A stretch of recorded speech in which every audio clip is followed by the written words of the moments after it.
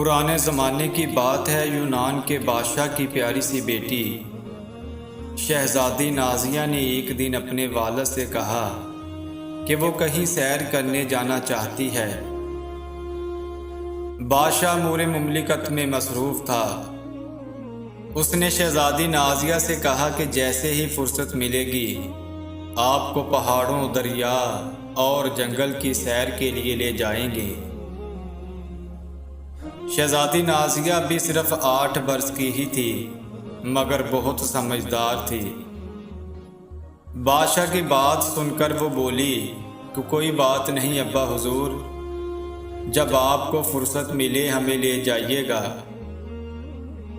کچھ دنوں بعد جب بادشاہ کو فرصت ملی تو اس نے شہزادی نازیہ کو اپنے ساتھ گھمانے پھرانے لے جانے کا پروگرام بنایا۔ ساری تیاریاں جلد ہی مکمل ہو گئیں۔ اگلے روز انہیں سفر پر نکلنا تھا۔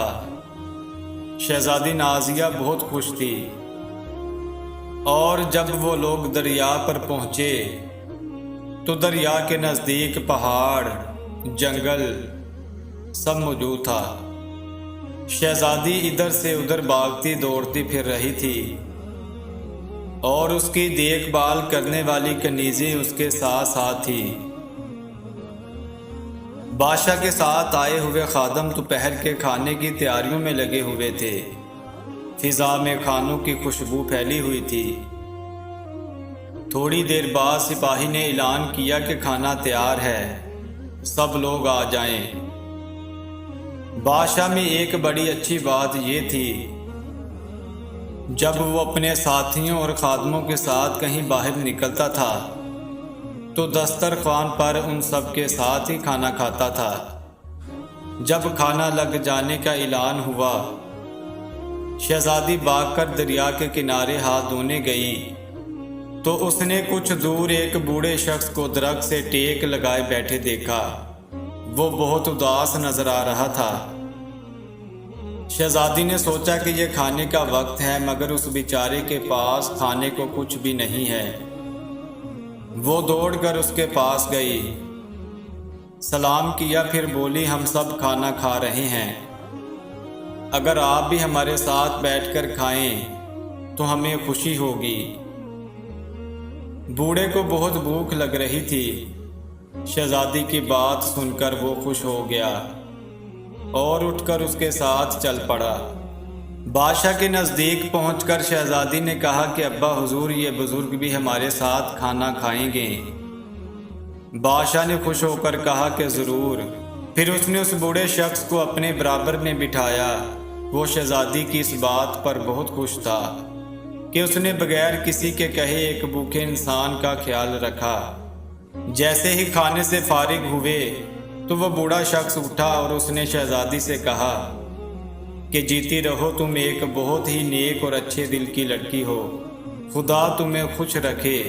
شہزادی نازیہ نے کہا کہ محترم بزرگ، کسی کو کھانا کھلانا ثواب ہوتا ہے، ہمیں خوشی ہے کہ آپ نے ہماری دعوت قبول کی۔ بوڑھے شخص نے اپنے لباس کی جیب سے ایک بڑی سی سنہری گیند نکالی اور شہزادی سے بولا کہ یہ تمہاری نیک دلی کا انعام ہے۔ شہزادی نازیہ نے بادشاہ سے کہا کہ ابا حضور، اگر اجازت ہو تو ہم یہ گیند لے لیں۔ بادشاہ نے کہا جی شہزادی، آپ یہ گیند لے سکتی ہیں۔ شہزادی نے گیند لے لی۔ بوڑھے شخص نے بادشاہ سے کہا کہ آپ خوش قسمت ہیں کہ آپ کی اتنی اچھی اور نیک بیٹی ہے۔ یہ کہہ کر اس نے ایک تالی بجائی۔ دوسرے ہی لمحے وہاں اس بوڑھے کی جگہ ایک حسین و جمیل پری کھڑی تھی۔ یہ دیکھ کر سب حیران ہو گئے۔ پری نے کہا کہ میں پرستان سے گھومنے پھرنے نکلی تھی، یہاں آپ لوگوں کو دیکھا تو میں نے سوچا کہ آپ کا امتحان لوں۔ مجھے خوشی ہے کہ آپ ایک بادشاہ ہونے کے باوجود ہمدرد بھی ہیں۔ آپ کی شہزادی تو بہت ہی اچھی ہے۔ شہزادی وہ گیند پا کر بہت خوش تھی۔ اس نے اس گیند کو احتیاط سے اپنے پاس رکھ لیا۔ وہ لوگ مزید کچھ دیر وہاں ٹھہرے۔ اس کے بعد بادشاہ نے واپس چلنے کا حکم دیا۔ محل پہنچ کر شہزادی نے وہ خوبصورت گیند ملکہ کو دکھائی تو وہ سمجھی کہ بادشاہ نے اسے دلائی ہے۔ رات ہوئی تو شہزادی نازیہ نے اس گیند کو احتیاط سے اپنے کمرے میں ایک میز پر رکھ دیا۔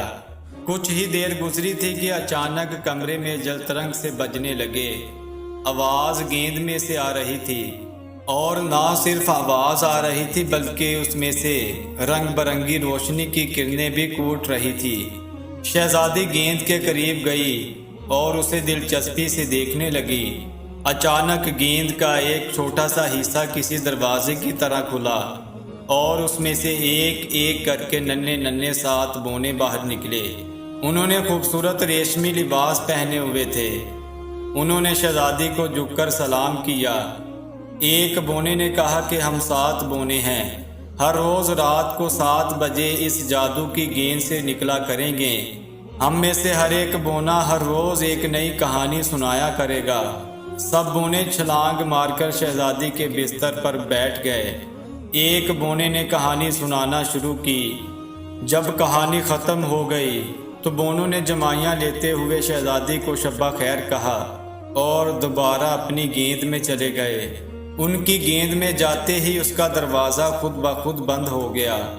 شہزادی بہت خوش تھی اور دل ہی دل میں اس مہربان پری کا شکریہ ادا کر رہی تھی جس نے اسے اتنی خوبصورت گیند دی تھی جس میں 7 بونے رہتے تھے اور اچھی اچھی کہانیاں سناتے تھے۔ اس گیند کو دیکھتے دیکھتے شہزادی بھی نیند کی وادیوں میں چلی گئی۔